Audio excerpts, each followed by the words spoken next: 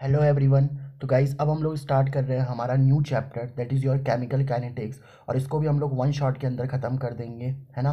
तो करते हैं हम लोग इस चैप्टर को स्टार्ट। इन डिटेल होने वाला है, एक एक चीज़ आपको समझ में आएगी, ठीक है। तो करते हैं हम लोग स्टार्ट। और सबसे पहले हम लोग यही समझते हैं कि यार ये केमिकल काइनेटिक्स का मतलब क्या है। बेसिकली देखो, केमिकल काइनेटिक्स केमिस्ट्री की एक ऐसी ब्रांच होती है ना जिसमें आप लोग रेट के बारे में और स्पीड के बारे में डिस्कशन करते हो, है ना। रेट और स्पीड के बारे में। सो केमिकल काइनेटिक्स केमिस्ट्री की वो ब्रांच है जिसके अंदर हम लोग किसके स्टडी करने वाले हैं, रेट या फिर आप लोग स्टडी बोल सकते हो, रेट या फिर स्पीड बोल सकते हो किसी भी केमिकल रिएक्शन की। तो जब भी हम लोग किसी केमिकल रिएक्शन की रेट या स्पीड के बारे में स्टडी करेंगे तो वो केमिकल काइनेटिक्स है, ठीक है। अब मान लो आपके पास में कोई रिएक्टेंट है और वो रिएक्टेंट आपका प्रोडक्ट में कन्वर्ट हो रहा है। मान लो जब टाइम 0 मिनट था, रिएक्टेंट की क्वांटिटी 100% और प्रोडक्ट आपका 0% ही रहा होगा। टाइम जैसे जैसे आप लोग देख रहे हो, time 2 minute, 6 minute, 8 minute, 10 minute हुआ तो रिएक्टेंट की क्वांटिटी 100, 80, 50, 30, 0 हुई और प्रोडक्ट की क्वांटिटी 0 से 100 तक बढ़ गई। भाई जब रिएक्टेंट 0% रहा होगा तो प्रोडक्ट 100% बन चुका होगा। तो आप देख रहे हो कि जैसे जैसे आपका टाइम बढ़ता जा रहा है ना, रिएक्टेंट की मात्रा क्या हो रही है, आप लोगों की कम हो रही है। और जैसे जैसे आप लोगों का टाइम क्या हो रहा है, बढ़ रहा है, वैसे वैसे प्रोडक्ट की मात्रा क्या कर रही है, आप लोगों की इंक्रीज कर रही है। तो यही बात मैंने लिखा है कि ऑन इंक्रीजिंग द टाइम, जब हम लोग टाइम को इंक्रीज करते हैं, जो रिएक्टेंट की कॉन्सेंट्रेशन है, कॉन्सेंट्रेशन मतलब मात्रा, तो रिएक्टेंट की जो कॉन्सेंट्रेशन है वो डिक्रीज कर रही है और प्रोडक्ट की जो कॉन्सेंट्रेशन है वो क्या कर रही है, इंक्रीज कर रही है। याद रखना, कॉन्सेंट्रेशन को हम स्क्वायर ब्रैकेट के अंदर लिखते हैं। जैसे मान लो ए है और मान लो मुझे ए की कंसंट्रेशन को लिखना है ना, तो मैं ए को स्क्वायर ब्रैकेट के अंदर लिखूंगा। मान लो मेरे पास बी है और मुझे बी की कंसंट्रेशन को लिखना है तो मैं बी को स्क्वायर ब्रैकेट के अंदर लिखूंगा, ठीक है। तो टाइम के इंक्रीज होने से आप देख रहे हो रिएक्टेंट की मात्रा घट रही है और प्रोडक्ट की मात्रा क्या हो रही है, इंक्रीज हो रही है। तो यहाँ से हम लोग एक टर्म को डिफाइन कर सकते हैं जिसको हम लोग बोलते हैं एवरेज रेट। एवरेज रेट कैसे आप डिफाइन कर सकते हो, देखो, decrease in concentration of reactant. भाई रिएक्टेंट की मात्रा क्या हो रही है, कम हो रही है, और किसके रिस्पेक्ट में कम हो रही है, टाइम की। तो आप बोलोगे एवरेज रेट को आप इस तरीके से डिफाइन कर सकते हो। अब सोचो, जितनी मात्रा में आपका रिएक्टेंट डिक्रीज हो रहा है उतनी मात्रा में आपका प्रोडक्ट भी बन रहा है। तो आप एवरेज रेट को एक और तरीके से डिफाइन कर सकते हो। और कैसे डिफाइन कर सकते हो आप लोग इसको, एवरेज रेट को आप बोल सकते हो increase in concentration of product, क्योंकि प्रोडक्ट की मात्रा क्या हो रही है, इंक्रीज हो रही है, किसके रिस्पेक्ट में, टाइम के। तो आप इस तरीके से डिफाइन कर सकते हो। तो एवरेज रेट को डिफाइन करने के दो तरीके हैं, या तो आप डिक्रीज लिख दो कंसंट्रेशन की रिएक्टेंट की विद टाइम के, और या तो आप लोग कंसंट्रेशन प्रोडक्ट की लिख दो, इंक्रीज हो रही है जो विद रिस्पेक्ट टू टाइम की। अब देखो, रेट की यूनिट क्या होती है, तो एक्चुअल में देखो, आप चाहे एवरेज रेट, चाहे आप लोग कंसंट्रेशन रिएक्टेंट की देखो, चाहे आप लोग कंसंट्रेशन प्रोडक्ट की देखो, दोनों में आ तो रहा मतलब देखो, रिएक्टेंट आपका डिक्रीज हो रहा है, प्रोडक्ट आपका इंक्रीज हो रहा है, बट ऊपर आपका कंसंट्रेशन, नीचे टाइम आ रहा है। तो रेट की यूनिट क्या होती है, कंसंट्रेशन अपॉन टाइम।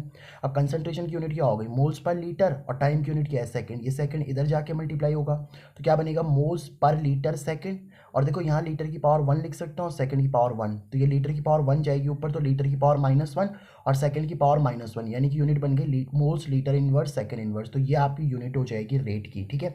अब मान लो, अब मैं यहाँ पे दो ग्राफ बना रहा हूँ, एक ग्राफ आपके पास में रिएक्टेंट का है, दूसरा ग्राफ हमारे पास में प्रोडक्ट का है। अब बात अगर मैं रिएक्टेंट की करता हूँ आपके पास में, तो आप देखो, जैसे इस एक्सिस पे मैंने क्या करा, कॉन्सेंट्रेशन ले ली, और इस एक्सिस पे मैंने टाइम ले लिया। सिमिलरली इस एक्सिस पे कॉन्सेंट्रेशन, इस एक्सिस पे आप लोगों ने टाइम ले ली। अब मैं ये बोल रहा हूँ कि जब आपके पास में टाइम जीरो था, आप देखो जब आपका टाइम जो जीरो है तो रिएक्टेंट की मात्रा 100% है। तो मैंने बोला कि जब मेरे पास में टाइम जीरो है तो आपके रिएक्टेंट की मात्रा बिल्कुल हाईएस्ट रही होगी। जैसे जैसे आपका टाइम बढ़ेगा रिएक्टेंट की मात्रा क्या होती जाएगी, आपकी कम होती जाएगी। और एक टाइम पीरियड के बाद में देखो, आप लोग को ये एकदम स्ट्रेट लाइन दिख रही होगी ना, क्योंकि अब जो आप लोगों का, भाई जब टाइम मान लो अब आप कितना ही बढ़ा लो, रिएक्टेंट अगर खत्म हो गया तो ये तो सैचुरेट हो जाएगा ना। तो यहाँ पे जो ग्राफ है आप लोगों का वो सैचुरेट हो चुका है, या आप बोल सकते हो आपका वो इक्विलिब्रियम में आ चुका है, ठीक है। तो यहाँ से अगर आप लोग समझो, मान लो किसी टाइम t1 पे जो आपके रिएक्टेंट की कॉन्सेंट्रेशन है वो r1 है, और टाइम t2 पे जो कंसंट्रेशन है रिएक्टेंट की वो r2 है।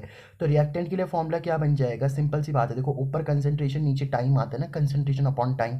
तो मैंने क्या बोला, r2 है यहाँ पे फाइनल कंसंट्रेशन, है ना। फाइनल कंसंट्रेशन r1 क्या है आपके पास में यहाँ पे, इनिशियल कंसंट्रेशन। सिमिलरली t2 क्या है आपके पास में यहाँ पे, फाइनल टाइम, और t1 क्या है आपके पास में यहाँ पे, इनिशियल टाइम। तो R2 माइनस R1, जब दो चीज़ों को फाइनल माइनस इनिशियल करते हैं तो डेल्टा आ जाता है ना, तो ये बन जाएगा delta R upon delta T. अब ये माइनस साइन शो क्या कर रहा है, ये माइनस साइन ये शो कर रहा है कि जो आपके रिएक्टेंट की मात्रा है वो क्या हो रही है, यहाँ पे डिक्रीज हो रही है, ठीक है। तो इस तरीके से आप बोल सकते हो। यहाँ पे आप देखो प्रोडक्ट के केस में, तो मान लो T1 टाइम पे जो प्रोडक्ट की कंसंट्रेशन थी वो P1 थी, और T2 टाइम पे जो कंसंट्रेशन थी प्रोडक्ट की वो P2 थी। अब जैसे जैसे आप टाइम बढ़ाओगे तो देखो, जब टाइम जीरो था तो प्रोडक्ट भी तो जीरो था। अब देखो टाइम जीरो है तो प्रोडक्ट भी क्या है, आप लोगों का जीरो है। तो आप टाइम बढ़ाते जाओ बढ़ाते जाओ बढ़ाते जाओ, प्रोडक्ट की मात्रा भी बढ़ती जाएगी, और एक टाइम पीरियड के बाद में जब पूरा प्रोडक्ट बन जाएगा तो ये सैचुरेट हो जाएगा, या आप बोल सकते हो इक्विलिब्रियम पे आ गया। तो देखो इसमें भी आपको यही करना है, फाइनल कंसंट्रेशन प्रोडक्ट की minus initial concentration, final time minus initial time. यहाँ पे प्लस साइन आएगा। प्लस साइन क्यों आ रहा है, देखो प्लस साइन इसलिए आ रहा है क्योंकि ये प्लस साइन बता रहा है कि प्रोडक्ट की मात्रा जो है वो क्या हो रही है आपके पास में, इंक्रीज हो रही है, ठीक है। तो इस तरीके से आप रिएक्टेंट एंड प्रोडक्ट के ग्राफ को समझ सकते हो। आगे हम लोग बढ़ते हैं, और यहाँ पे मैं आपको ना एक रिएक्शन के थ्रू चीज़ों को समझाने का प्रयास करता हूँ। देखो जैसे मैंने बोला कि मान लो मेरे पास में एक रिएक्शन हो रही है Hg+Cl2 गिव्स HgCl2, है ना। तो एक रिएक्शन हो रही है, लेट से मेरे पास में Hg+Cl2 गिव्स HgCl2। तो इसके लिए अगर एवरेज रेट लिखना है ना तो कैसे लिखते हैं, देखो पहले लिखते हैं माइनस, क्योंकि हम लोग को देखो जो Hg है वो क्या होगा, रिएक्टेंट है, तो उसके लिए माइनस आएगा। तो माइनस का डेल्टा लिखा, एवरेज रेट के लिए डेल्टा लिखना पड़ता है, माइनस का डेल्टा, फिर Hg की कॉन्सेंट्रेशन अपॉन डेल्टा टी बराबर Cl2 भी तो माइनस ही होगा क्योंकि वो भी रिएक्टेंट है, तो माइनस का डेल्टा Cl2 अपॉन में डेल्टा टी, और HgCl2 देखो प्रोडक्ट है तो उसके लिए प्लस आ गया, delta HgCl2 upon delta T के साथ नहीं लिखना ये स्क्वायर ब्रैकेट, क्योंकि टी थोड़ी ना है कंसंट्रेशन, टी तो टाइम है ना। अब अगर आपको इसका इंस्टेंटेनियस रेट लिखना है, इंस्टेंटेनियस रेट का मतलब होता है किसी एक पर्टिकुलर टाइम पे आप बता रहे हो। जैसे मैं पूछूं, मान लो कि 2 सेकंड पे उसका रेट क्या था, या 3 सेकंड पे, किसी पर्टिकुलर टाइम में। एवरेज का मतलब होता है एक बड़े रेंज में, है ना। देखो इंस्टेंटेनियस रेट में कुछ नहीं करना है, ये डेल्टा की जगह पे डी आ जाता है, मतलब ये बन जाएगा DHg अपॉन dt, है ना। डेल्टा की जगह पे DCl2 और डेल्टा की जगह पे dt, प्लस सब कुछ सेम रहेगा, बस डी आ जाएगा, ठीक है। जैसे ये रिएक्शन है आपकी H2+I2 गिव्स 2HI, तो इसके लिए एवरेज रेट क्या हो जाएगा, पहले आप H2 देखो, ये रिएक्टेंट है तो माइनस का delta H upon delta T, I2 भी रिएक्टेंट है तो माइनस का delta I2 upon delta T, और HI क्या है, आप लोगों का प्रोडक्ट है तो डेल्टा HI अपॉन डेल्टा। अब ये जो 2 लिखा हुआ है ना आगे, इस 2 को हम लोग वैसे स्टोइशियोमेट्रिक कोफिशिएंट बोलते हैं, और ये जो आपका स्टोइशियोमेट्रिक कोफिशिएंट होता है ना, ये डिवाइड में आ जाता है, यानी कि 1/2 बन जाएगा। इंस्टेंटेनियस रेट लिखना है तो बस डेल्टा की जगह पे डी आ जाएगा आपका, है ना, डेल्टा की जगह पे डी, हर जगह डेल्टा की जगह पे डी आ जाएगा, बस बाकी सब कुछ सेम रहेगा। नेक्स्ट आता है हमारे पास में factor influencing rate of a reaction, मतलब किसी रिएक्शन को कौन कौन से ऐसे फैक्टर है जो उसको इन्फ्लुएंस कर रहे होते हैं। मान लो हमारे पास में कोई केमिकल रिएक्शन हो रही है जिसमें ए देखो, ये जो ए के आगे लिखा है, बी के आगे लिखा है, सी के आगे, डी के आगे ना, इनको एक्चुअल में हम लोग स्टोइशियोमेट्रिक कोफिशिएंट बोलते हैं, या आप लोग इनको ना ऐसा भी बोल सकते हो कि ये मोल्स बताते हैं। जैसे ए के जो मोल्स है स्मॉल ए हैं, बी के जो स्मॉल मोल्स हैं वो स्मॉल बी हैं, सी के मोल्स जो है स्मॉल सी हैं, और डी के जो मोल्स हैं वो स्मॉल डी हैं, ठीक है। अब एक टर्म हम लोग यहाँ पे डिफाइन करते हैं सबसे पहले, जिसको हम लोग बोलते हैं law of mass action. Law of mass action क्या बोलता है कि जो भी आप लोगों का इस केमिकल रिएक्शन का रेट होगा ना, वो रेट क्या होगा, डायरेक्टली प्रोपोर्शनल होगा किसके, कंसंट्रेशन ऑफ ए के एंड कंसंट्रेशन ऑफ बी के, और इनके प्रोडक्ट हो रहा है। देखो कंसंट्रेशन आपने जो ए की ली है, कंसंट्रेशन आपने जो बी की ली है ना, इनका प्रोडक्ट हो रहा है। और रेज टू द पावर, इनकी जो पावर आपने चढ़ा रखी है, देखो इस कैपिटल ए के आगे स्मॉल ए लिखा हुआ है और कैपिटल बी के आगे स्मॉल बी लिखा हुआ है, तो बस उसको उनकी पावर में लिख देना है। अब आपको पता है प्रोपोर्शनलिटी साइन हटाएंगे तो एक कॉन्स्टेंट किया आ जाएगा ना, तो रेट इज इक्वल टू क्या बन गया, के ए की पावर में स्मॉल ए और बी की पावर में स्मॉल बी। जैसे मान लो एक सिंपल एग्जांपल अगर मैं आपके सामने लिखूं, तो लेट से मेरे पास में ये है 2a + 3b, और इससे लेट से आप लोगों का कोई प्रोडक्ट बन रहा है, ठीक है। तो अगर मैं बोलूँ कि इसके लिए आप लोग लॉ ऑफ मास एक्शन लिख के बताओ, है ना, इसके लिए मुझे क्या लिखना है, यहाँ पे लॉ ऑफ मास एक्शन लिखना है। तो आप बोलोगे यार इसके लिए लॉ ऑफ मास एक्शन लिखने के लिए रेट क्या हो जाएगा, रेट के लिए क्या फॉर्मूला होता है, के। अब कंसंट्रेशन ए की लिखूंगा मैं पहले, क्योंकि पहला रिएक्टेंट ए है ना, ए के आगे क्या लिखा हुआ है 2, तो इसकी पावर में 2, यहाँ पे क्या लिखा हुआ है बी, तो इसकी पावर में क्या आ जाएगा 3। ये हो गया आप लोग का लॉ ऑफ मास एक्शन। अब एक टर्म और आती है जिसको हम लोग बोलते हैं रेट लॉ। अब एक्चुअल में जो रेट लॉ होता है ना, वो आपका एक्सपेरिमेंटल होता है। देखने में ये दोनों चीज़ें आपकी सेम लगती हैं, बट थोड़ा सा डिफरेंस होता है इनमें। देखो जो रेट होता है, यहाँ पे भी यही बोला जाता है कि इस भी केमिकल रिएक्शन का जो रेट होगा ना, वो डायरेक्टली प्रोपोर्शनल होगा कंसंट्रेशन ऑफ ए के एंड कंसंट्रेशन ऑफ बी के। लेकिन इनकी जो पावर लिखी हुई स्मॉल एक्स और स्मॉल वाई लिखी हुई है मैंने, इसका मतलब क्या है, अब देखो आप बोलोगे जैसे यहाँ पे तो कैपिटल स्मॉल ए और स्मॉल बी आई थी इसकी पावर में, वो लॉ ऑफ मास एक्शन था। यहाँ पे स्मॉल एक्स और स्मॉल वाई आई है। अब ये जो स्मॉल एक्स और स्मॉल वाई है ना, ये इस स्मॉल ए और स्मॉल बी के बराबर हो भी सकती है और नहीं भी हो सकती हैं, क्योंकि ये एक्सपेरिमेंटली आपको पता चलेगा। मतलब अगर मैं आपको एग्जांपल दूं, तो लेट से मेरे पास में एक केमिकल रिएक्शन है H2 plus Cl2 gives 2HCl। अब अगर मैं आपसे पूछता हूँ कि मुझे इसका लॉ ऑफ मास एक्शन लिख के बताओ, तो लॉ ऑफ मास एक्शन लिखना तो इसका बहुत ईजी है। क्या करना होता है, बस स्टोइशियोमेट्रिक कोफिशिएंट को देख के लिख दोगे, मतलब के, है ना, मैंने क्या लिख दिया के, देखो यही तो होता है रेट लिखने का तरीका के। फिर कंसंट्रेशन ऑफ ए, तो पहला वाला रिएक्टेंट क्या है H2, इसके आगे कुछ नहीं है तो 1 लिखा होगा ना, तो इसकी पावर में 1। फिर लिखोगे Cl2, इसके आगे भी कुछ नहीं है तो क्या लिखा होगा आप लोगों का 1। अब दिक्कत क्या है, ये तो लॉ ऑफ मास एक्शन ठीक है आप लोगों का, लेकिन जब मैं इसका रेट लॉ लिखूंगा ना, रेट लॉ, तो जब मुझे इसके रेट लॉ के बारे में लिखना है ना, अगर मुझे इसका रेट लॉ लिखना है तो रेट लॉ लिखने के लिए क्या करना पड़ेगा आपको, आप लिखोगे के, यहाँ पे लिखोगे H2, और फिर क्या लिखोगे Cl2। और हमने क्या करा, जब इसकी एक्सपेरिमेंट करा होगा ना, तो एक्सपेरिमेंट करने से इसकी क्या आई होंगी, इसकी ये पावर आई होंगी। अब ये जो पावर है ना, अब आप देख के नहीं लिख सकते कि स्मॉल ए और स्मॉल बी है, मतलब अब ऐसा नहीं है कि H2 के आगे 1 लिखा है और Cl2 के आगे 1 लिखा है तो वो लिख दो, नहीं। रेट लॉ में जो पावर लिखी जाती है वो एक्सपेरिमेंट से लिखी जाती है। मान लो एक्सपेरिमेंट से H2 की पावर कितनी आ गई आप लोगों की, 1 आ गई, और Cl2 की पावर भी कितनी आ गई आपकी 1, तो ये H2 की पावर 1, Cl2 की पावर 1, अब ये हो गया ना, देखो बराबर आ गई। ऐसा भी हो सकता था कि H2 की पावर 1 आती, Cl2 की पावर 2 हो जाती, तो ये पूरा एक्सपेरिमेंटल होता है, ठीक है। अब आता है हमारे पास में order of a reaction. Order of a reaction क्या होता है, जो जितने भी आप लोग के रिएक्टेंट है ना, रिएक्टेंट की पावर को सम कर दो तो वो ऑर्डर कहलाता है। जैसे इसमें रेट इज इक्वल टू क्या हो जाएगा, के ए की पावर एक्स बी की पावर वाई, ये हमने रेट पढ़ा था ना कि रेट ऐसे निकालते हैं हम लोग, है ना, इसी को रेट लॉ बोलेंगे। तो हम क्या करने वाले हैं, हम लॉ ऑफ मास एक्शन को फॉलो नहीं करेंगे, हम सिर्फ रेट लॉ की बातें करेंगे, क्योंकि लॉ ऑफ मास एक्शन जो है ना आपका, वो प्योरली थ्योरेटिकल कॉन्सेप्ट है, और जो रेट लॉ हमारे पास में वो एक्सपेरिमेंटल है, तो हम एक्सपेरिमेंटल पे रिलाई करेंगे, ठीक है। तो rate is equal to k a to the power x b to the power y, ठीक है। अगर ये लिखा हो तो ऑर्डर, अगर आपको निकालना है तो बस एक्स और वाई को ऐड कर दो तो आपको ऑर्डर मिल जाएगा, ठीक है। अब आती है हमारे पास में units of rate constant. Rate constant के लिए अलग अलग यूनिट्स हैं, उनको हम लोग समझते हैं। मान लो स्मॉल ए और कैपिटल ए, स्मॉल बी और कैपिटल बी, ये मिलकर के कोई रिएक्शन कर रहे हैं, ठीक है। तो इसके लिए रेट आपका ये होता है k a to the power x b to the power y, यही होता है हमारे पास में। तो अगर मैं के निकालूंगा तो ये रेट के टर्म्स में, क्योंकि ये दोनों मल्टीप्लाई में इधर जाकर डिवाइड हो जाएंगी ना। अब आपको पता है रेट की यूनिट क्या होती है, देखो रेट होता है कंसंट्रेशन अपॉन टाइम, और ए और बी ये भी तो कंसंट्रेशन ही है। और एक्स और वाई का अगर मैं सम कर दूं, एक्स और वाई, तो इसकी भी पावर का कोई ना कोई वैल्यू तो आ रही होगी भाई, एक्स और वाई है, इन दोनों की वैल्यूज़ को जोड़ कर भी कोई पावर आ रही होगी ना। तो उस पावर को मैंने क्या बोल दिया, लेट से वो एन है, तो कंसंट्रेशन की पावर क्या लिख दी मैंने, एन। तो देखो कंसंट्रेशन अपॉन टाइम ऐसे, ठीक है, कंसंट्रेशन की पावर एन यहाँ मल्टीप्लाई हो जाएगी, तो कंसंट्रेशन अपॉन टाइम। अब कंसंट्रेशन अपॉन टाइम किसकी यूनिट होती है आपको पता ही होगा, तो इसकी यूनिट होती है देखो मोल्स, हाँ है ना, कंसंट्रेशन की यूनिट क्या हो जाएगी, मोल्स, और लीटर इनवर्स और सेकंड इनवर्स, यही तो रेट की यूनिट भी है आपके पास में। तो कंसंट्रेशन अपॉन टाइम मतलब रेट की यूनिट है, ठीक है। और यहाँ कंसंट्रेशन की पावर एन। अब मान लो आपके पास में कोई रिएक्शन है जो कि जीरो ऑर्डर की रिएक्शन है, तो जीरो ऑर्डर की रिएक्शन के लिए एन की वैल्यू कितनी हो जाएगी बताओ आपके पास में, जीरो।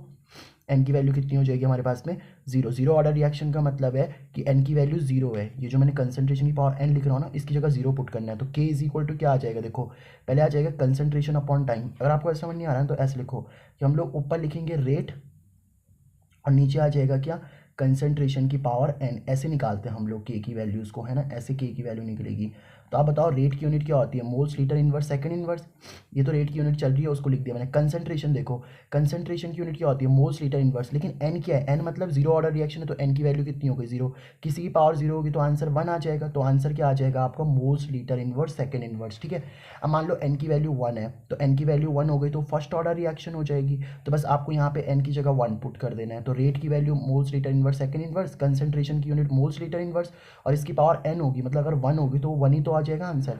मोल्स, लीटर इनवर्स की पावर अगर 1 है तो यही तो आंसर आएगा, तो इससे ये कैंसिल, तो यूनिट क्या आ गई आप लोगों की, सेकंड इनवर्स, है ना। नेक्स्ट हमारे पास में आती है second order reaction. Second order reaction कौन सी होती है हमारे पास में, जब आप एन की वैल्यू 2 पुट कर लोगे, है ना, तो आप देखो के की वैल्यू क्या फॉर्मूला होता है, रेट अपॉन कंसंट्रेशन की पावर एन, तो बस रेट की जगह पर moles, litre inverse, second inverse हो जाएगा हमारे पास में, और कंसंट्रेशन की वैल्यू मोल्स, लीटर इनवर्स, इसकी पावर 2, तो moles, litre inverse, second, moles की पावर 1 भी लिख सकता हूँ मैं, ठीक है। तो मोल्स की पावर यहाँ 1 होगी तो 1 इंटू 2 2, और लीटर की पावर -1 इंटू 2 -2, तो वैल्यू क्या आ गई देखो, मोल्स 1 -2, क्योंकि ये देखो ये ऊपर नीचे है ना, तो ये जो मोल्स की पावर 2 है ऊपर जाएगी -2 बन जाएगी, यहाँ लीटर की पावर -2 ऊपर जाके +2 बन जाएगी।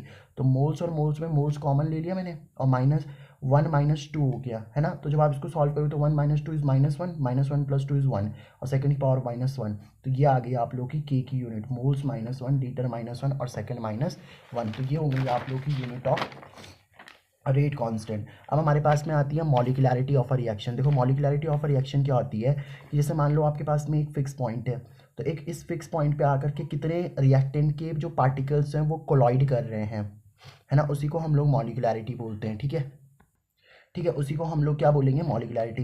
तो एक अब पार्टिकल एक सिंगल जगह पे आकर के कितने पार्टिकल्स कोलॉइड कर रहे हैं, अगर एक पार्टिकल कोलॉइड कर रहे हैं तो मॉलिक्यूलरिटी 1 हो जाएगी, दो पार्टिकल अगर कोलॉइड कर रहे हैं तो मॉलिक्यूलरिटी 2 हो जाएगी, और तीन पार्टिकल अगर कोलॉइड कर रहे हैं तो मॉलिक्यूलरिटी 3 हो जाएगी। तो the number of particles, particles atom molecule ion कुछ भी हो सकते हैं, रिएक्टेंट के कितने पार्टिकल्स कोलॉइड कर रहे हैं साइमल्टेनियसली, मतलब एक साथ at a point, is called molecularity of the reaction. उसी को हम लोग रिएक्शन की मॉलिक्यूलरिटी रिएक्शन बोलेंगे। ठीक है, अब देखो एक आती है हमारे पास में एलिमेंट्री रिएक्शन। एलिमेंट्री रिएक्शंस वो रिएक्शंस होती हैं जो सिंगल स्टेप में होती हैं।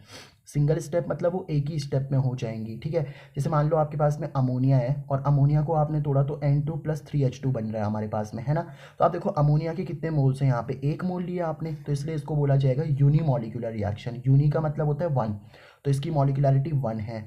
ऐसे देखो आप लोग H2+I2 मिलकर के 2HI बना रहा है ना, तो ये बाई मॉलिक्यूलर है। बाई मॉलिक्यूलर मतलब इसकी मॉलिक्यूलरिटी कितनी है, 2, क्योंकि देखो H2 का एक मोल और I2 का एक मोल, तो 2 मोल हो गए ना, तो ये बाई मॉलिक्यूलर है। तो आप ये देख के बता सकते हो, तो जिनकी मॉलिक्यूलरिटी आप लोग देख के बता पा रहे हो तो एलिमेंट्री रिएक्शन है। अच्छा अब एक चीज़ देखो, जैसे ये 2NO और O2, तो यहाँ 2 NO के मोल और एक ऑक्सीजन का मोल, तो ये क्या बन जाएगा आपका ट्राई मॉलिक्यूलर। क्यों, क्योंकि इसकी मॉलिक्यूलरिटी कितनी है आपके पास में, 3 है। और एक बात याद रखना, molecularity above 3 do not exit, 3 के ऊपर आपको मॉलिक्यूलरिटी देखने को नहीं मिलेगी, है ना। तो अब एक दिक्कत आती है, देखो कुछ आपके पास में होती है कॉम्प्लेक्स रिएक्शंस। कॉम्प्लेक्स रिएक्शंस क्या होती हैं, जो मल्टीपल स्टेप में होंगी, जो सिर्फ सिंगल स्टेप में ना हो करके मल्टीपल स्टेप में होगी। जैसे मान लो ये एक रिएक्शन लिखी हुई है मेरे पास में, 3A+2B गिव्स C। अब देखो इसकी मॉलिक्यूलरिटी अगर आपको निकालनी है, तो अगर आप देख के बोलोगे तो 3A के 3 मोल्स और B के 2 मोल्स, तो मॉलिक्यूलरिटी कितनी आ रही है, 5। लेकिन क्या मॉलिक्यूलरिटी 5 हो सकती है, नहीं, 3 से ऊपर तो मॉलिक्यूलरिटी होगी नहीं। तो हमने देखा कि इसको ना, जैसे मान लो हाइपोथेटिकल मैंने इसके स्टेप्स लिखे हुए हैं कि मान लो जब आपका 2A से क्या बना, 2A में आपका मिला और 2A से क्या बना आपका D बना, फिर 2B और A जुड़ करके E बना, और लास्ट स्टेप में A और B मिल करके C बन गया। तो जो आपकी, अब मैंने क्या करा, जब मैंने ये जो आपको स्टेप्स में लिख रहा हूँ ना, ये एक्सपेरिमेंटल स्टेप्स होती हैं। ठीक है, मतलब अगर कोई भी केमिकल रिएक्शन आपकी हो रही है तो आपको पेपर में ये रिएक्शन दे देगा, बोलेगा इसकी मॉलिक्यूलरिटी निकालो, तो आपको ऐसे 3 स्टेप दे देगा, और उन 3 स्टेप में से आपको बताएगा कि एक जो स्टेप है वो स्लोएस्ट स्टेप है, और जो स्टेप आपकी स्लोएस्ट होती है ना, वही आपकी रेट भी बताती है और वही आपकी मॉलिक्यूलरिटी भी डिसाइड करती है। मतलब इसकी देखो स्लोएस्ट स्टेप है, नहीं है, तो ए के कितने मोल्स है 1, बी के कितने मोल्स है 1, तो यानी कि आप देख रहे हो यहाँ पे कितने मोल्स हो गए, टोटल 2 मोल्स। तो रेट की वैल्यू क्या आ जाएगी, के ए की पावर, ए देखो ए के आगे 1 लिखा है, बी के आगे 1 ना, तो ए की पावर 1, बी की पावर 1। सिमिलरली इसकी मॉलिक्यूलरिटी कितनी हो जाएगी आपके पास में 2, क्योंकि यहाँ पे 2 मोल्स, और ऑर्डर भी क्या हो जाएगा भाई, 1+1 जोड़ दो ना। ऑर्डर कैसे जोड़ते हैं, ए की पावर 1 है तो 1 जोड़ दिया, और बी की पावर 1, तो 1+1 कितना हो गया 2, तो ऑर्डर कितना हो जाएगा 2। तो याद रखना, जब भी एक कॉम्प्लेक्स रिएक्शन आएगी, कॉम्प्लेक्स रिएक्शन मतलब जो मल्टीपल स्टेप में हो रही है, तो उसके लिए आपको ये देखना पड़ेगा कि कौन सा स्टेप आपका स्लो है। जो भी आपका स्लोएस्ट स्टेप होगा वही आपका रेट डिटरमाइनिंग और मॉलिक्यूलरिटी बताने वाला स्टेप होगा। ठीक है, अब चलते हैं हम लोग और डिस्कशन करते हैं अबाउट इंटीग्रेटेड रेट इक्वेशन का। देखो सबसे पहले इंटीग्रेटेड रेट इक्वेशन हमें निकालनी है जीरो ऑर्डर रिएक्शन के लिए। तो मान लो कोई आपके पास में रिएक्टेंट से प्रोडक्ट बन रहा है, तो उसके लिए जो रेट मैं लिखता हूँ, रेट है ना, रेट लिखने का तरीका मैंने आपको बताया ना, रिएक्टेंट की देखो मात्रा घट रही होती है तो माइनस का dr/dt। ये कौन सा रेट लिखा हुआ है मैंने, इसका इंस्टेंटेनियस रेट लिखा हुआ है। ठीक है, और ये इंस्टेंटेनियस रेट किसके बराबर होगा, इसके रेट लॉ के बराबर, मतलब के। अब क्योंकि देखो ये कौन सी, जैसे मान लो ये रिएक्शन हो रही है, ए से आपका कोई प्रोडक्ट पी बन रहा है, तो लेट से अगर मुझे इसके लिए रेट लॉ लिखना है तो रेट लॉ कैसे लिखूंगा बताओ। अगर ये जीरो ऑर्डर रिएक्शन है तो अगर मैं इसके लिए रेट लॉ लिखता हूँ, है ना, अगर मैं इसके लिए आर मतलब रेट लॉ लिख रहा हूँ, तो रेट लॉ कैसे लिखूंगा, के ए की पावर में 0, तो सिमिलरली यहाँ पे क्या हो जाएगा, के आर की पावर में 0, तो माइनस dr/dt के, अब किसी की पावर 0 तो आंसर क्या हो जाएगा 1, आर की पावर 0, तो इसका आंसर तो कितना हो गया 1 हो गया ना, तो के बचेगा, तो माइनस का dr/dt। अब ये जो आर को मैंने ऐसे ब्रैकेट में लिखा हुआ है, रिएक्टेंट की कंसंट्रेशन है ना ये, तो ठीक है, तो ये dt देखो इधर चला गया, तो के dt के साथ मल्टीप्लाई हो जाएगा, ये माइनस साइन भी मैं इधर लेकर के आ गया। ठीक है, तो यहाँ तक हम लोगों ने क्या करा आपको समझ आ गया होगा। अब मैं दोनों साइड क्या कर रहा हूँ, इंटीग्रेट कर रहा हूँ, इंटीग्रेट बोथ साइड। तो यानी कि इस डी आर का भी इंटीग्रेशन और इसका भी इंटीग्रेशन कर दिया। अब देखो डी से इंटीग्रेशन कैंसिल होगा तो सिंपली कंसंट्रेशन ऑफ आर बचेगा, माइनस के तो कांस्टेंट है वो तो बाहर आ जाएगा, तो इंटीग्रेशन किसका होगा, डी टी का। तो सिमिलरली देखो माइनस के ऐसे ठीक है, डी टी से इस इंटीग्रेशन से डी कैंसिल तो टी बचेगा। और जब भी आप लोग इंडेफिनिट इंटीग्रेशन, क्योंकि यहाँ पे देखो सिर्फ कुछ नहीं लिखा हुआ, सिर्फ इंटीग्रेशन का साइन है ना, तो एक कॉन्स्टेंट आता है जिसे बोलते हैं हम लोग इंटीग्रेटिंग कॉन्स्टेंट या कॉन्स्टेंट ऑफ इंटीग्रेशन, ठीक है। तो इसमें हम लोगों ने आई लिख दिया, इसको मैं बोलता हूँ इक्वेशन नंबर 1। अब मैं कह रहा हूँ कि जब मान लो आपकी जो टाइम है वो टाइम 0 है, तो मैं बोल रहा हूँ जो रिएक्टेंट की कंसंट्रेशन है वो आर नॉट के बराबर है। आर नॉट का मतलब क्या होता है, इनिशियल कंसंट्रेशन। भाई जब टाइम 0 होगा तो कंसंट्रेशन की कुछ ना कुछ वैल्यू तो होगी ना, उसको मैंने इनिशियल कंसंट्रेशन बोल दिया बस। तो आप लोग क्या करोगे, जो ये आप लोगों ने रिएक्शन है ना, ये वाली रिएक्शन, इसमें मैं टी की जगह 0 पुट कर रहा हूँ। तो देखो टी की जगह 0 पुट करने पे आर नॉट की वैल्यू आई के बराबर आ जाएगी, और ये जो आई की वैल्यू आई है ना, इसको मैं फर्स्ट इक्वेशन में पुट कर रहा हूँ। So put the value of I from equation second to equation 1। तो देखो इक्वेशन 1 क्या थी, है ना, कंसंट्रेशन ऑफ आर बराबर माइनस के टी प्लस इस आई की जगह पे आर नॉट रख दिया। अब देखो माइनस का के टी इधर जाएगा तो प्लस का के टी बचेगा, आर नॉट ऐसे ठीक है, ये प्लस का आर नॉट इधर जाएगा तो माइनस का आर नॉट, और ये जो टी यहाँ मल्टीप्लाई में इधर जाएगा तो डिवाइड में। तो this is the rate constant for zero order reaction, और ये हमारे पास में इंटीग्रेटेड रेट इक्वेशन भी हो गई, ठीक है इसमें। अब मान लो हमारे पास में फर्स्ट ऑर्डर रिएक्शन है, इसके लिए मुझे इंटीग्रेटेड रेट इक्वेशन निकालनी है। तो इसके लिए रेट कैसे लिखोगे, पहले तो माइनस का D R upon D T और साथ में के आर आ जाएगा कि नहीं आ जाएगा, क्योंकि देखो अगर आप लोग इसके लिए रेट लॉ लिखोगे तो रेट लॉ क्या होगा, के और साथ में आर की पावर, क्योंकि ये फर्स्ट ऑर्डर की रिएक्शन है ना, तो 1 हो जाएगा।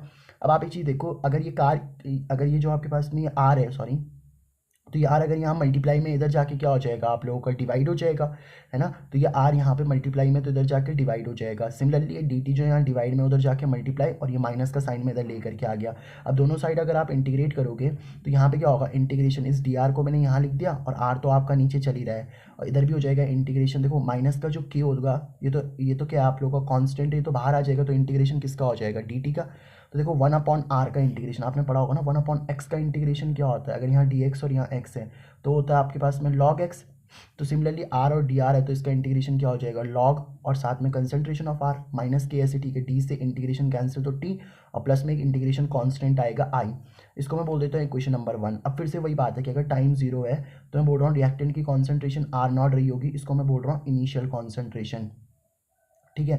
तो बस ये जो आपकी वैल्यू अगर आ रही है ना, टाइम की वैल्यू मैं 0 पुट कर रहा हूँ इस इक्वेशन में, तो लॉग आर नॉट आ जाएगा, क्योंकि देखो जब आर है तो आर, जब आपने टाइम 0 ले लिया तो आर की जगह पे आर नॉट आ जाएगा ना, यहाँ पे माइनस के इंटू टी की जगह पे 0 प्लस आई, तो लॉग आर नॉट बराबर आई। अब ये आई की वैल्यू इधर जाके पुट कर दो, तो लॉग आर बराबर कितना आ जाएगा, माइनस के टी प्लस इस आई की जगह पे क्या लिख दोगे बताओ आप लोग, आई की जगह पे लॉग आर नॉट आ जाएगा।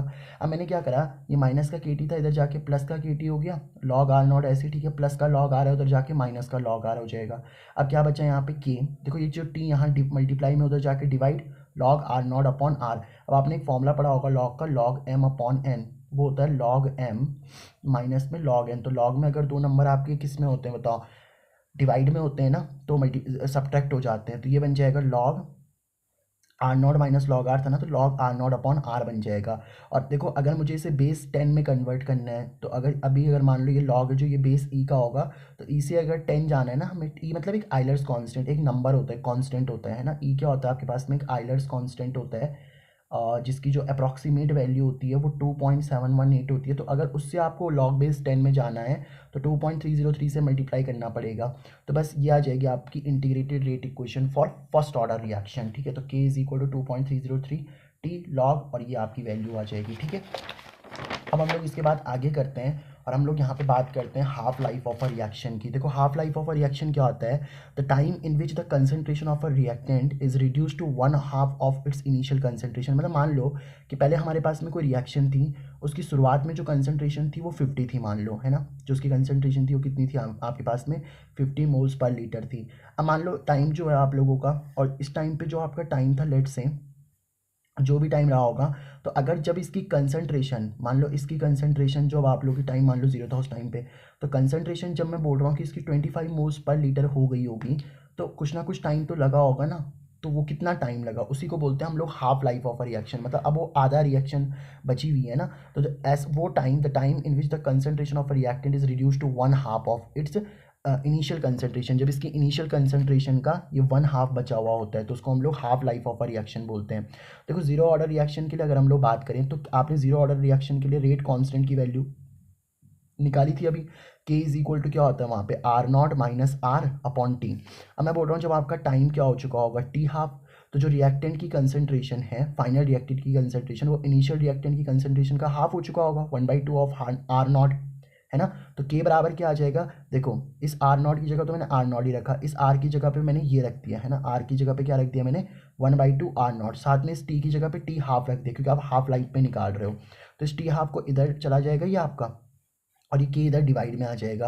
तो आप एक चीज़ देखो, ये 2 इधर आर नॉट से मल्टीप्लाई होगा तो 2 आर नॉट आ जाएगा, माइनस में आर नॉट ऐसे ही चल रहा है आपके पास में, और ये 2 यहीं पे रहेगा, और देखो ये के इधर आ गया तो 2 के बच गया। तो टी हाफ की वैल्यू कितनी आ जाएगी आपके पास में, 2 आर नॉट में से आर नॉट जाएगा तो आर नॉट अपॉन में 2 के, है ना। इसको मैंने जस्ट सॉल्व करा है, आप इसको सॉल्व कर लोगे ना, जैसे मैंने कर ही दिया है, R naught minus 1/2 R naught, इसको सॉल्व करा है तो भाई एलसीएम ले लो इसको, 2 और यहाँ 1 होगा तो 2 आ जाएगा, इधर 2 आर नॉट बचेगा, माइनस में आर नॉट, तो बस वही बच जाएगा आपका, ठीक है। फर्स्ट ऑर्डर रिएक्शन के लिए जो के की वैल्यू होती है वो कितनी होती है आपके पास में बताओ, 2.303 upon T log R naught upon R. मैं वही बोल रहा हूँ जब टाइम आपका हाफ हो गया होगा, है ना, T is equal to half हो चुका होगा, तो कंसंट्रेशन जो फाइनल कंसंट्रेशन है वो 1/2 आर नॉट हो चुकी होगी। तो बस यहाँ पे 2.303 टी ऐसे ही ठीक है, टी की जगह पे टी हाफ आ गया, लॉग आर नॉट ऐसे ही ठीक है, 1/2 ऐसे ठीक है। देखो इस आर की जगह पे क्या आ जाएगा 1/2 आर नॉट से आर नॉट कैंसिल, ये 2 ऊपर जाके मल्टीप्लाई होगा तो लॉग 2 बचेगा ना। और देखो यहाँ पे जो ये के आपके पास में, ये टी हाफ इधर चला जाएगा तो के इधर आ जाएगा, है ना, टी हाफ इधर चला गया तो के इधर आ जाएगा। और log 2 की वैल्यू कितनी होती है हमारे पास में, तो log 2 की वैल्यू होती है 0.3। वह वैल्यू जब आप यहाँ पे पुट करोगे ना तो ये वैल्यू आपको मिल जाएगी, तो टी हाफ का वैल्यू क्या आ गई 0.63693 अपॉन में कितना के। अब हमारे पास में आती है pseudo first order reaction. Pseudo first order reaction क्या होती है, मान लो ए और बी मिलकर के आपका सी और डी बना रहे हैं, ए के मोल 1 है, बी के मोल 10 है, सी के मोल 0, डी के मोल भी 0 बने होंगे क्योंकि जब टाइम 0 रहा होगा, तो जब टाइम 0 रहा होगा उस टाइम तो रिएक्टेंट की मात्रा रही होगी ना, प्रोडक्ट तो 0 रहा होगा। अब मान लो टाइम आपका कितना हो गया टी, तो ए की जो वैल्यू है वो, ए के जो मोल्स है वो तो 0 बचे हैं, बट बी के कितने मोल्स बचे हुए हैं 9.9 मोल्स, और सी के कितने मोल्स बन चुके हैं 1, और डी के कितने बन चुके हैं 0.1 मोल। अब अगर आप इसका रेट लिखोगे तो रेट लिखने के लिए मैंने क्या लिखा है के डैश, अभी के डैश क्यों लिखा है, देखो concentration of A and concentration of B. अब आप ये बताओ जो कंसंट्रेशन ऑफ बी है वो तो लगभग खत्म ही नहीं हुई है ना, 10 मोल से सिर्फ 9.9 मोल ही तो है, तो यानी कि जो कंसंट्रेशन ऑफ बी है वो कोई अफेक्ट ही नहीं पड़ रहा उस पर, है ना। तो यानी कि हम लोग इस कंसंट्रेशन ऑफ बी को और इस बी को हम लोग नेग्लेक्ट ही कर देते हैं कि इस पे तो रेट डिपेंड ही नहीं कर रहा। भाई रेट तो उस रिएक्शन पे डिपेंड करेगा ना जो रिएक्टेंट से प्रोडक्ट बन रहा है, बी तो खत्म ही नहीं हुआ, थोड़ा सा ही थोड़ा सा खत्म हुआ, बिल्कुल नेग्लिजिबल, तो ये नेग्लेक्ट करते हैं, तो इस के डैश और बी को मल्टीप्लाई करके हम एक सिंपल सा कॉन्स्टेंट के लिख देते हैं और साथ में कंसंट्रेशन ऑफ ए, तो ये हो जाता है आपका रेट। तो जब भी आपके पास में कोई रिएक्शन होती है ना, during the reaction if any reactant concentration is not much affected then it is called as pseudo first order reaction, उसको हम लोग क्या बोलेंगे सूडो फर्स्ट ऑर्डर रिएक्शन। अब नेक्स्ट जो हमारे पास में बात करनी है हमें वो होता है temperature dependence of the rate of a reaction. देखो एक बात बोली जाती है कि अगर आपके पास में कोई भी केमिकल रिएक्शन हो रही है ना, अगर आपने उसके टेम्परेचर को 10 डिग्री सेल्सियस से बढ़ा दिया तो उसका जो रेट कांस्टेंट होता है वो लगभग नियरली क्या हो जाता है, डबल हो जाता है। रेट कांस्टेंट मतलब के, है ना, के क्या होता है आप लोगों का यहाँ पे रेट कांस्टेंट होता है। अच्छा इसी के बारे में एक बात करी थी, टेम्परेचर डिपेंडेंस के लिए अरहनेस इक्वेशन दी गई थी। देखो अरहनेस ने क्या बोला कि अगर आपके पास में दो मॉलिक्यूल्स क्या कर रहे हैं एक दूसरे के साथ कोलॉइड कर रहे हैं, जैसे A2 और B2, तो अभी देखो ये ए के बीच में बॉन्ड रहा होगा, बी के बीच में बॉन्ड रहा होगा, है ना। तो इन्होंने क्या बोला कि आपकी जब बॉन्ड यहाँ पे क्या होंगे, देखो बॉन्ड ब्रेक होंगे, जब ए के बॉन्ड और बी के बॉन्ड ब्रेक होंगे तभी तो आपके नए AB और AB के बॉन्ड फॉर्म होंगे। तो उन्होंने क्या बोला कि अगर आपके पास में दो रिएक्टिंग मॉलिक्यूल्स होते हैं ना, आपके पास में दो रिएक्टिंग मॉलिक्यूल्स होते हैं तो वो सबसे पहले क्या करते हैं कि इंटरमीडिएट फॉर्म करते हैं। अच्छा बात बताओ बॉन्ड को ब्रेक करने के लिए एनर्जी रिक्वायर चाहिए होगी आपको, भाई एनर्जी लगेगी ना इन बॉन्ड को तोड़ने के लिए, उसको बोला जाता है एक्टिवेशन एनर्जी। और जब आपके बॉन्ड बन जाते हैं, है ना, जब बॉन्ड बन जाएंगे तो फिर आपका किसका फॉर्मेशन हो जाएगा, AB यानी कि प्रोडक्ट का फॉर्मेशन हो जाएगा यहाँ पे, है ना। तो मैं बोल रहा हूँ कि ये जो इंटरमीडिएट फॉर्म होता है ये बहुत ही ज़्यादा अनस्टेबल होता है ना। और इस इंटरमीडिएट को हम लोग एक्टिवेटेड कॉम्प्लेक्स भी बोल सकते हैं, ठीक है। इस देखो अरहनेस ने अपनी एक इक्वेशन दी है K is equal to AE। अच्छा मतलब आप अरहनेस इक्वेशन समझ गए ना, अरहनेस का कॉन्सेप्ट ये था कि अगर दो रिएक्टिंग मॉलिक्यूल्स आपस में रिएक्ट कर रहे हैं ना तो सबसे पहले वो एक इंटरमीडिएट फॉर्म करेंगे और तब जा करके वो कई प्रोडक्ट बनाएंगे, और ये जो इंटरमीडिएट बनता है ये बहुत ही ज़्यादा क्या होता है, अनस्टेबल होता है। और इस इंटरमीडिएट की जो बॉन्ड्स हैं इनको ब्रेक करने के लिए जो एनर्जी लगती है उसको हम लोग एक्टिवेशन एनर्जी बोलते हैं, that is denoted by E ए। ठीक है, तो यहाँ पे इन्होंने क्या करा, एक वैल्यू दे रखी है, फॉर्मूला है K is equal to A E to the power minus E A upon R T. कि आपको पता है ये रेट कांस्टेंट है, यहाँ पे ए क्या है, यहाँ पे इसको बोलते हैं आर्हेनियस फैक्टर। ये क्या होता है आपको मैं भी क्वेश्चंस पे समझा दूंगा, दिया होता है मैक्सिमम टाइम। ई तो आपको पता ही है एक्सपोनेंशियल है, ये जो होता है ना वो होती है एक्टिवेशन एनर्जी। आर होता है आप लोग का आइडियल गैस कांस्टेंट जिसकी वैल्यू 8.314 जूल्स पर मोल है ना, जूल्स पर मोल पर केल्विन इसकी वैल्यू होती है। टी टेम्परेचर है आपका। ठीक है, अब देखो जैसे मान लो इन्होंने क्या बोला, एक टर्म इनकी दी जाती है जिसको हम लोग बोलते हैं मोस्ट प्रोबेबली स्पीड। जैसे मान लो आपके पास में बहुत सारे मॉलिक्यूल्स हैं, 10 मॉलिक्यूल्स हैं। अब वो 10 मॉलिक्यूल्स क्या कर रहे होंगे आप लोग के, अलग अलग स्पीड से चल रहे होंगे आपके पास में, है ना। तो अगर वो 10 मॉलिक्यूल्स अलग अलग स्पीड से चल रहे हैं तो हम क्या बोलेंगे कि उन मॉलिक्यूल्स में जो सबसे ज़्यादा स्पीड शो कर रहे होंगे, जैसे मान लो ये वाला मॉलिक्यूल 2 मीटर पर सेकेंड से चल रहा है, ये भी 2, ये भी 2, ये भी 2, ये 1 से चल रहा है, ये 3 से चल रहा है, ये 2, 2, 2। तो मैक्सिमम जो मॉलिक्यूल्स है वो 2 मीटर पर सेकेंड की स्पीड से चल रहे हैं ना, तो उन्हीं को बोला जाता है मोस्ट प्रोबेबली ऑफ स्पीड। तो अगर हम लोग क्या करते हैं, कुछ मॉलिक्यूल्स का फ्रैक्शन ले लेते हैं, तो उन मॉलिक्यूल्स का अगर हम लोग देखेंगे ना, तो उन मॉलिक्यूल्स का जो मैक्सिमम जो मॉलिक्यूल्स होंगे वो सेम स्पीड से ही चल रहे होंगे यहाँ पे, है ना। एक और वैल्यू इन्होंने, एक और फॉर्मूला दिया था इन्होंने कि log K2 upon K1 is equal to E A upon 2.303 R T2 minus T1 upon T1 into T2। देखो जब आपका टेम्परेचर T1 रहा होगा ना तो उस टाइम पे जो रेट कांस्टेंट है वो K1 था, और जब आपका टेम्परेचर T2 रहा होगा तो उस टाइम पे आपका कांस्टेंट जो रेट कांस्टेंट है वो K2 रहा होगा। ये तो आपको पता ही है, एक्टिवेशन एनर्जी है, सारी चीज़ें तो आपको पता ही है। अब आता है इफेक्ट ऑफ कैटलिस्ट। देखो कैटलिस्ट क्या होता है, when increase the rate of the reaction. जो देखो कैटलिस्ट क्या होते हैं आपके पास में, वो सब्सटेंसेस जो रिएक्शन के रेट को क्या कर देते हैं, स्पीड को बढ़ा देते हैं विदाउट मतलब इसमें आप लोग का वो पार्टिसिपेट नहीं करेंगे, विदाउट पार्टिसिपेटिंग इन इट, यानी कि वो केमिकल रिएक्शन में पार्टिसिपेट किए बिना रिएक्शन की स्पीड को बढ़ा देते हैं।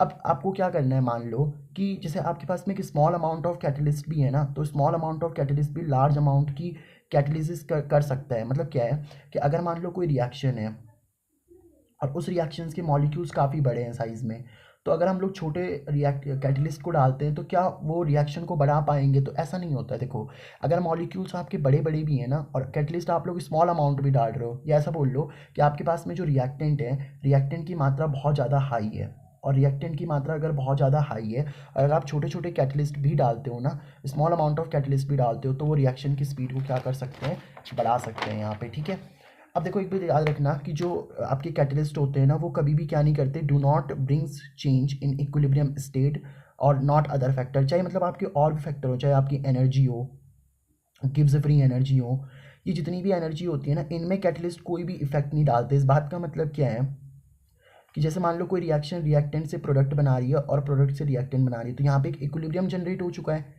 इक्विलिब्रियम में देखो फॉरवर्ड रिएक्शन बैकवर्ड रिएक्शन होती है ना, पहले रिएक्टेंट से प्रोडक्ट बना फिर प्रोडक्ट से रिएक्टेंट बनेगा।